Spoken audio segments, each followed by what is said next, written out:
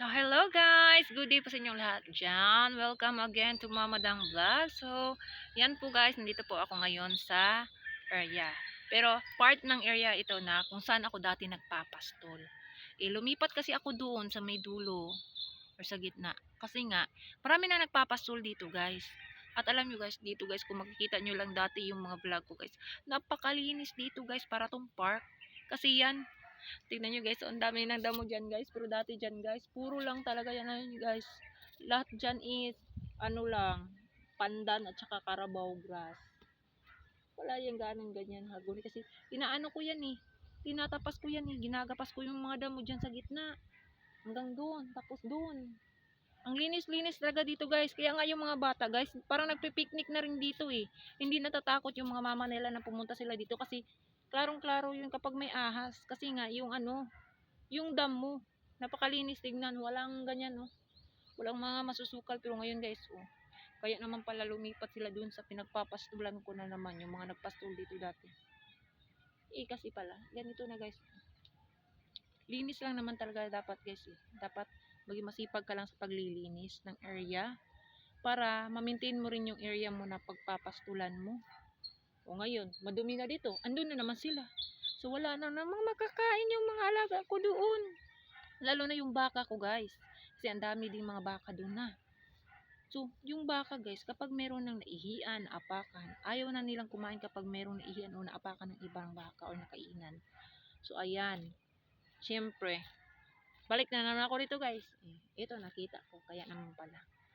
So, dito na naman ako ulit. Maglilinis na naman ako dito ulit guys para dito na naman ako magpapastol. At least malapit lang din sa amin. So, ayan na yung takya ko guys. My takya girl. Magto 2 months na siyang buntis. This coming 28. So, ayan. Tinali ko siya na hindi siya aabot sa kawayan. Kasi yung dahon ng kawayan, guys, is napakabawal talaga sa mga baka. Kasi napaka-acidic at matutunaw yung anak niya. So, ayan. Bawal din yung mga bagong pasampa na baka. Bawal iladlad sa araw. Dapat, kung itatali mo siya, dapat meron siyang matatakbuhan na pwede niyang masilungan. So, ayan. Yan, may mga kambing din dyan. Yung mga kambing kong iba nandun. Nandun sa loob guys. Medyo masukal na rin doon kaya lilinisan ko rin. Dati guys, kita mo yan doon guys, napakalinis yan. Ang makikita mo lang dyan is yung mga puno ng bayabas na hitik sa bunga. Napakalinis dito dati guys, but now, oh my god talaga. So ayan. So kapag hindi na ako busy, maglilinis ako dito ulit. Tapos lalakihan ko doon papunta.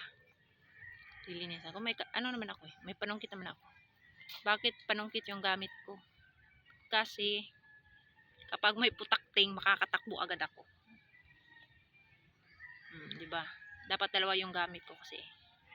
Yung leaf pruning knife at saka ano, yung bolo ko. Yung isa, yung matalim kong bolo.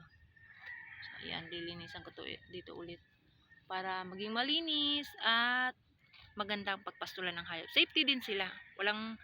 Hindi ka mag-worry kung maraming ahas. 'Di ba? Ganyan lang 'yan. Nag-harvest na yung mga kambing ko doon, guys, ng ano, bunga ng bayabas. So ayan. My takya girl. So at ako'y uuwi na guys. So hanggang dito na lang. Thank you so much for the loving support. Yan, God bless inyong lahat dyan, guys. Ingat kayo palagi. Love you, Mama Chup Chup. Bye-bye.